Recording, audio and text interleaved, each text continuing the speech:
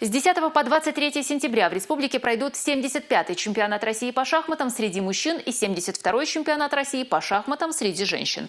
Благодаря проекту «Шахматы в музеях» соревнования состоятся в стенах Чувашского государственного художественного музея в окружении лучших работ наших художников. Художественный музей уже готов принять спортсменов. Здесь даже к такому масштабному событию сделали ремонт и уже готовятся к открытию первой выставки.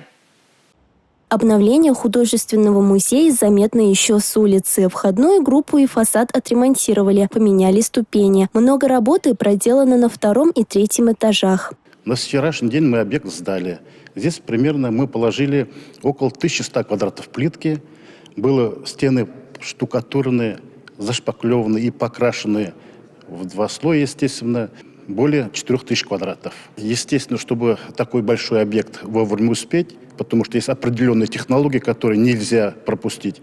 Естественно, мы работали в 2 смены. Шахматы – это не только спорт, но и искусство. К чемпионату в музее планируют подготовить 3 выставки. Вот на центральной стене вот здесь вот будет висеть гобелен, очень нарядный, красивый гобелен Раисы Фоминичны Тюкаловой, Чувашия называется, и также в 5 таких знаковых, радостных произведений, раскрывающих культуру чувашского народа. Всего на выставке представят более 200 картин, в том числе и работы Геннадия Козлова. Еще в прошлом году он запланировал провести в стенах музея персональную выставку. О том, что она совпадет с таким масштабным событием, как чемпионат России по шахматам, он тогда еще даже не подозревал.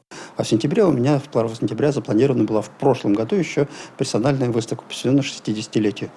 И вот так случилось, что 10 сентября на фоне моей персональной выставки тоже будет проходить чемпионат России по шахматам. Специальную серию подготовил, как вроде шахматной доски, 12 месяцев по 9 этюдов, как вот квадрат шахматная доска. Вот, ну, такая идея, задумка, я ее воплотил.